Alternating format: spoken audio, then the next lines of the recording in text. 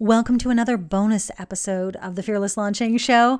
These are kind of like the bridge to season 2, so hopefully you're enjoying these so far. Today we're going to be talking about boundaries and setting boundaries as a business owner.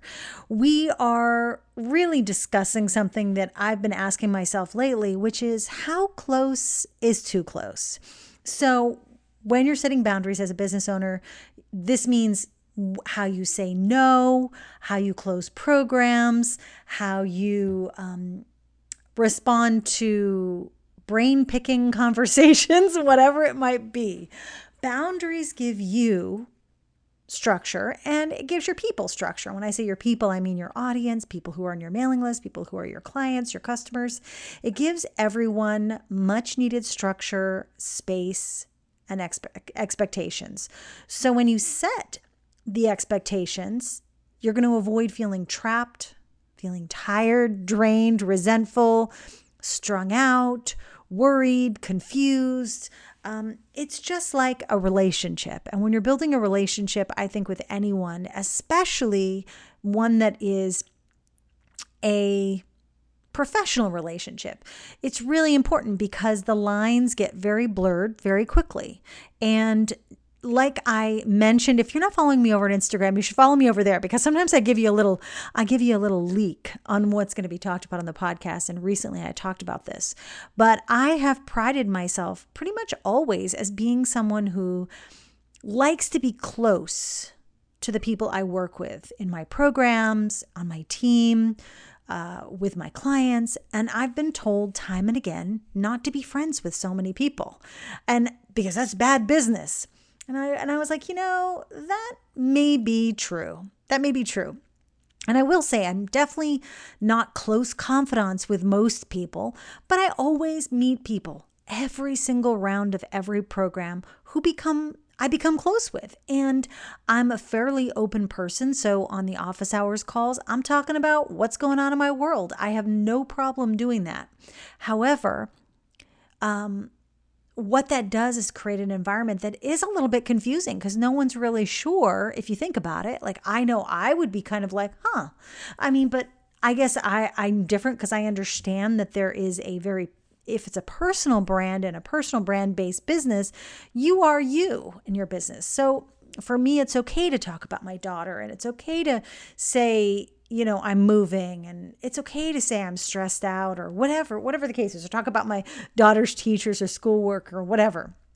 But even I have my boundaries, and up until recently, they weren't really clear, I don't think. And now I'm moving forward with that clarity, but I can imagine, and I'm saying this because I love my students, I love my clients, I care about them deeply, and at the same time, not all of them are my friends. And that can be confusing because when I create this space that's very intimate and it's very sharing, people feel safe, there is that expectation that you have a deeper relationship than you do. And when you as a business owner pull back, that can be, I can imagine, pretty jarring. Okay. And I've joined communities that were very low touch, and it was like very weird to me until I realized why it was so important that they were set up that way. I couldn't even imagine the person who was running the community and receiving all of the messages from all of the people, like even one message a week from all the people in the program would be an emotionally draining, daunting task to just get through. So, anyway, so what I want to say is I always meet people in my programs who I love on a personal level too, and often become friends. Some of my closest friends were customers and clients first. And that's just the way it is. And I think it's very natural. You're selling products, you get to know people who are also business owners, and there are just some people that you connect with. That's what happens. Okay. But as I mentioned in a previous bonus, that's something that really weighed me down as things got harder and harder to manage in my personal life. And if you haven't listened to the personal crisis and transformation and running your business all at the same time episode, the bonus episode, you should go listen to that now. This is why that stuff started to come up for me, because I was realizing that I was giving as much attention and care to those people that I should have been giving to myself, to my daughter, to my world, my personal world. So I find that once I open the door, and I don't know what it is, I don't know if it's the empath in me, but once I open that door, or I unzip, that sounds bad, but like the energetic zip down from, even if I just zip down from my lip down to my neck, like I'm unzipping a heavy winter jacket, everyone and their brother is literally reaching out to me for support. My close friends, which that's fine, and people I haven't heard from in years. So I don't know if there's an energy thing going on there. I don't know. Maybe someone can tell me that. Terry Cole was the person who told me to stay zipped up, and I have for the most part, but sometimes I zip down to my, because I don't need it. I don't need my parka covering my mouth, right? Okay. Enough of that analogy. But anyways, I've maintained throughout the whole thing that people want this high touch. And I even think that I sometimes think I need the high touch. And I also ask the question to myself, can I be close without making the client dependent on me? Can we maintain, can they maintain their respect of my space? And can they still feel like I'm giving them value? Oh, yeah. One more thing regarding the value piece. Forgot to mention that. The value piece is why I suspect I started to get really connected and giving to my people. I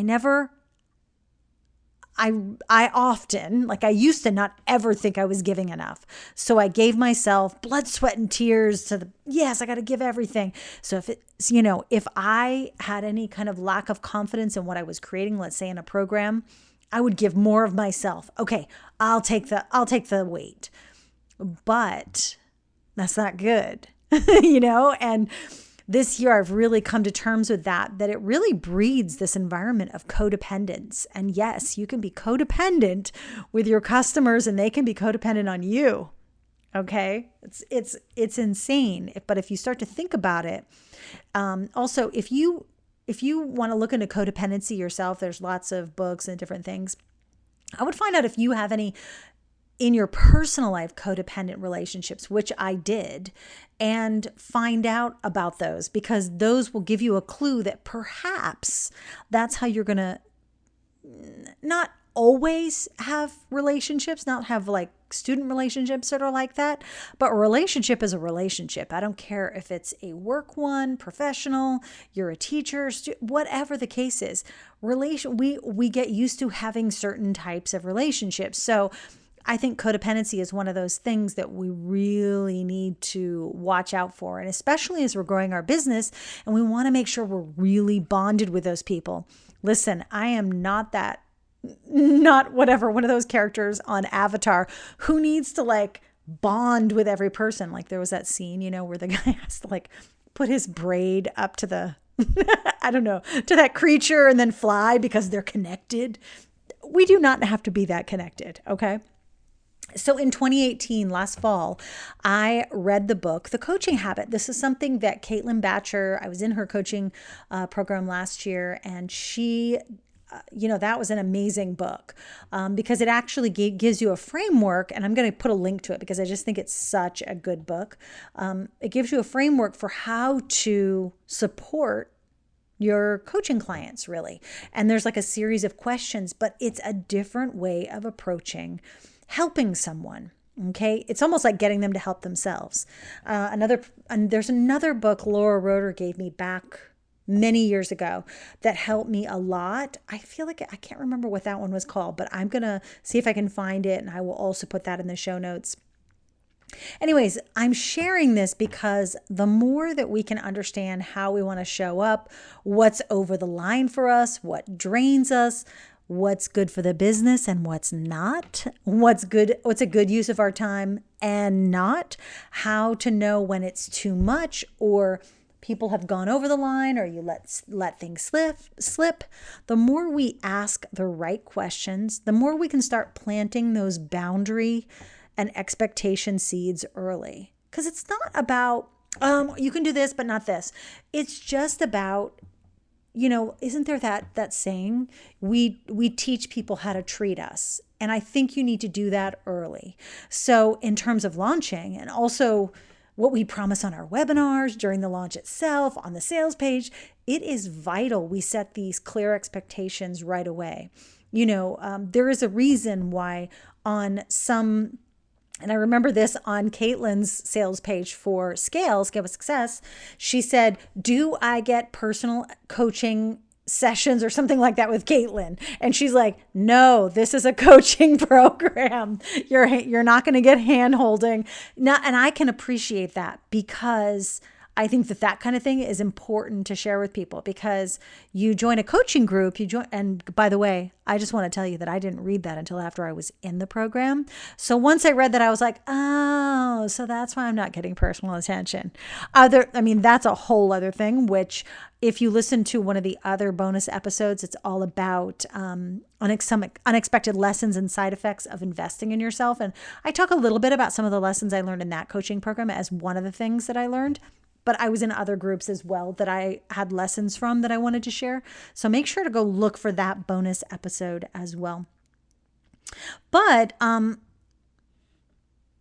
anyway, so setting that expectation is important to do right away. And there are some really easy ways to do it. We talk about that more inside the Message Lab, because it's part of communication. It's part of a really important piece that we need to set. We need to get going, and not set in stone, but as much as we can. So the less I want to this is also something else, because this is no longer, because I actually don't even care right now about this, but I used to really care about people liking me. It would make me sick if I found that someone didn't like how I speak or look or talked or anything. Or speak and talk are the same thing, obviously. And so I would constantly be like, that person doesn't like me. What can I do to make them like me? And now I'm like, you know what? I don't have the energy for this. If you don't like me, please leave. And I say that lovingly, but at the same time, I'm like, I really don't even have time to wish you well. If you don't like how I talk, if you don't like how someone speaks, and we all have those voices and those people that we just, it's not like we don't know them personally, so we don't dislike them, but there are just people who are like, yeah, I'm good. And you walk the other way. You don't have to wish them ill health or anything. You just go.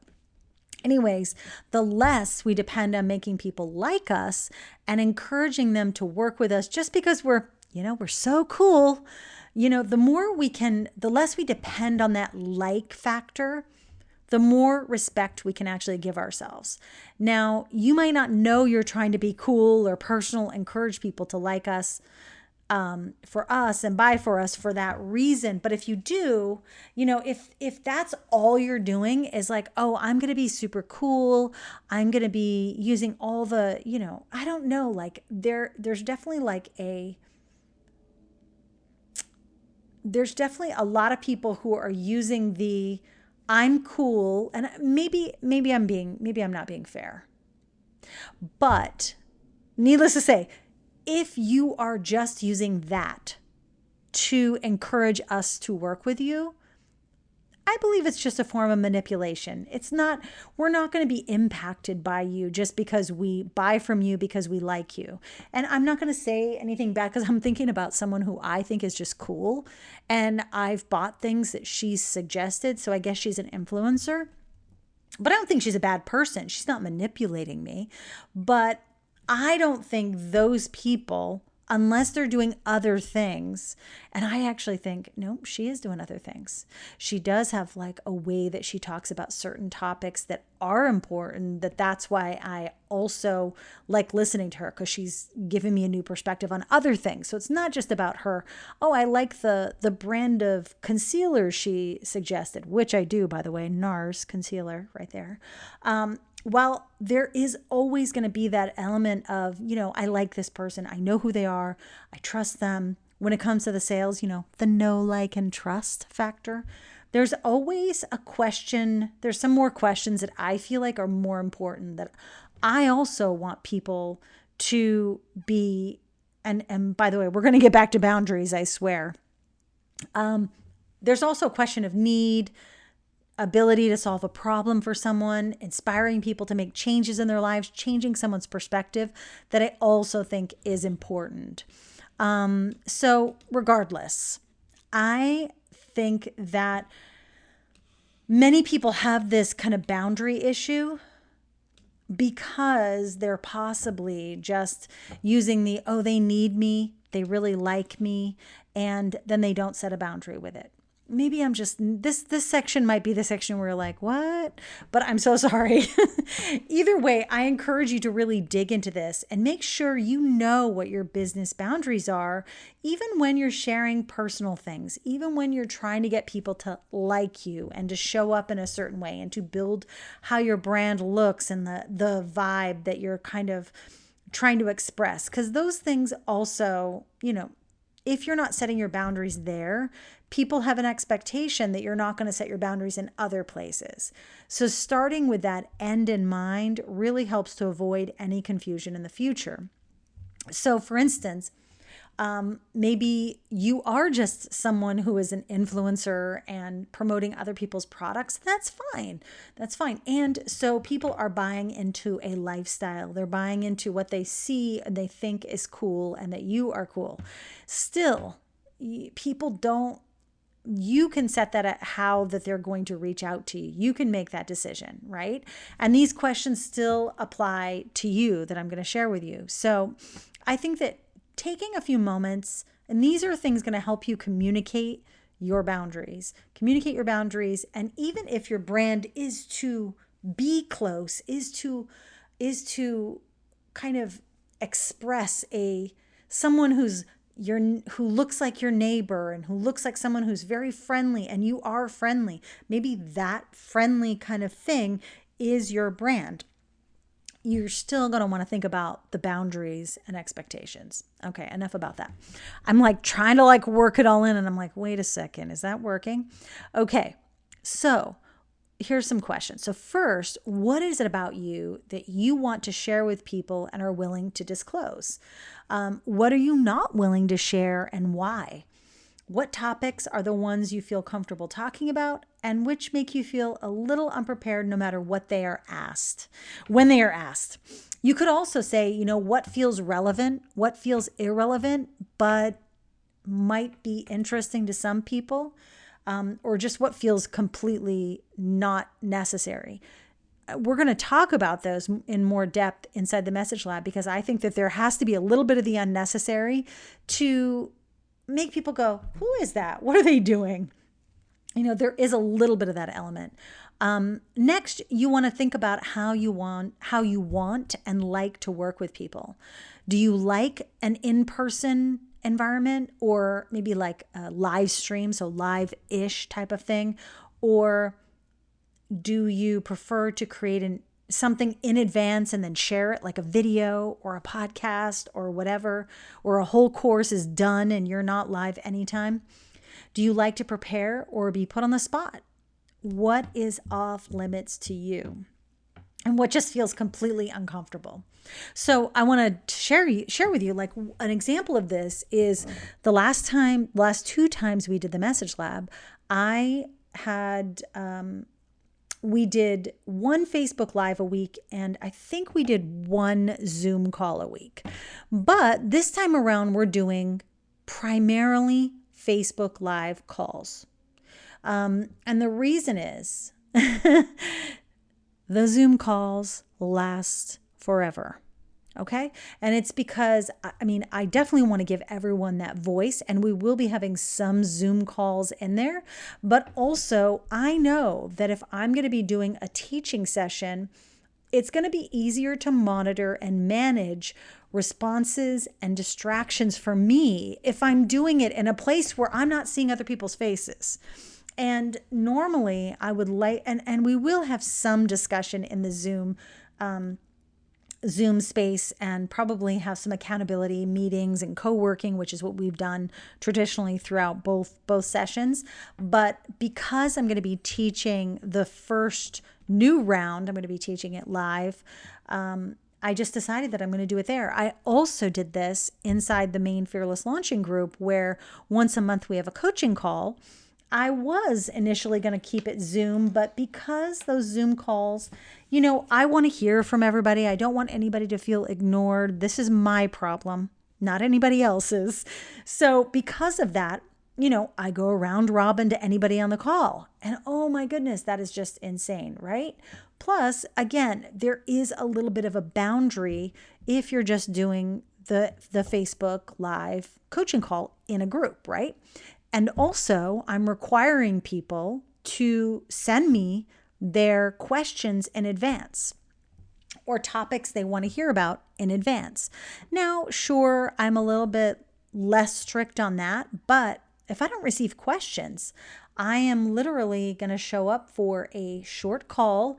But the goal is to encourage fearless launchers to, submit their questions so that they can be answered, and to have a little bit of that personal responsibility instead of just showing up at the last second asking like a 5-part question that I can't even think straight about. So those are just some examples of that. Okay. And again, this is actually so funny because the number 3 thing is like, where are you going to have office hours for your program? Are you going to have coaching sessions for your program? Are you going to meet in a group? Are you going to be inside a Facebook group? Are you going to be in Zoom? When will you be answering questions? That's another good one. Someone who's really great at setting boundaries is Erica Learmark. If you don't know who she is, look her up, Erica Learmark. I don't know what her URL is these days, but look up dailywhip.com, Daily Whip, Erica. She's amazing, and she is amazing at setting boundaries. One of the things that she used to do was say, hey, I'm going to be here today between this hour and this hour answering questions. She wasn't even on video because I think it was before Facebook Live. And she would just take questions during that time in the thread that she opened. Another thing that she did was she had everybody do this, but she did it as well. Like here are the best ways to get help from me. Here are the topics I like. Here's the best way to get feedback from me. I love that. And those are things you can think about too. So you want to just keep a running list of some of these things. You can put them in different categories, and just to kind of figure out what your boundaries are to begin with and what people should expect from you. Then once you start having some of these boundaries, and you can put these in so many different places, by the way, you can put them in your Facebook group, like the ground rules. You can put them in your on your sales page in different parts. They don't all have to be listed. Here's the rules if you want to work with me. You don't have to be so intense about it, but maybe you want to be. But I think it's important to just make it clear in as many different places what the rules are. The trick is, don't veer from this at all, really, because letting people slip into your DMs and other places might be okay on Instagram, but maybe it's not on Facebook. Or your texts. You let people know this in advance, where they need to message you, where they need to communicate with you. This is a big one because I have people messaging me all over the place who are customers. And actually, I'm going to say this, and I say this with love, but could you please just email support@AnnSamoilov.com? Stop messaging me in my Facebook Messenger, where my mom also messages me. Once I actually messaged her back thinking it was a client, and I'm like, oh my God, this is why. So I really try to, Instagram is different just because people are usually responding to something. And I love that. I love Instagram for that. But Facebook is just a little bit too much for some reason. And texting, hell no. Okay. So believe it or not, everything I'm talking about here is such an important piece of the launch puzzle and really establishing how to communicate the right way. When you share your offer with the people who show up on your webinars, who sign up to attend and participate in your challenges, who sign up for your freebie or join your wait list for the program, this is the stuff you'll need to start sharing with them right away.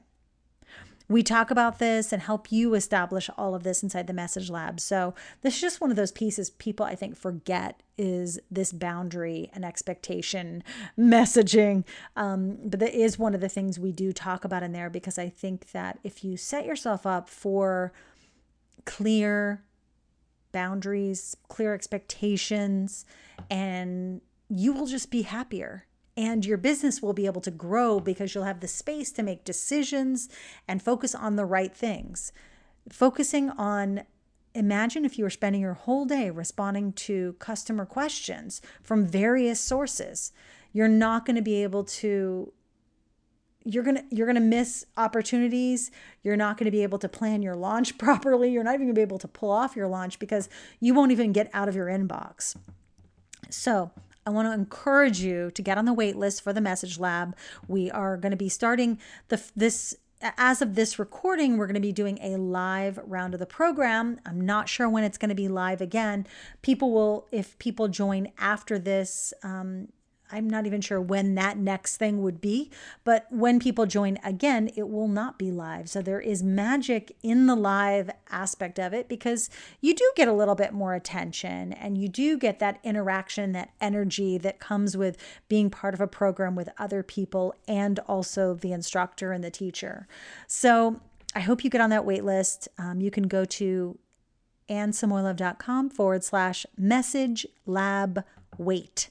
That's all one word, all lowercase. But I'm going to put everything in the show notes as well for you. Okay. So next week, the last bonus that should be coming, it actually might be already published depending on when you're listening to this, is actually all about the podcast. So it's kind of officially our first episode of season 2, but it's all about how I'm changing the podcast and what to know if you're thinking of starting one. And we talk about workflow, we talk about naming and graphics and content and all the things. It's a really great episode.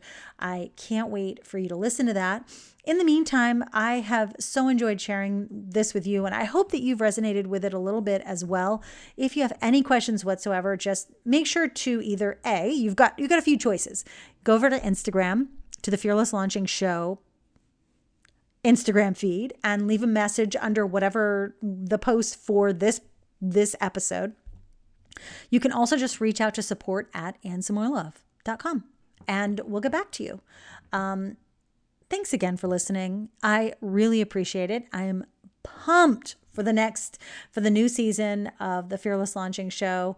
And I just can't wait to share all the new guests with you and all the new content. And I am thrilled.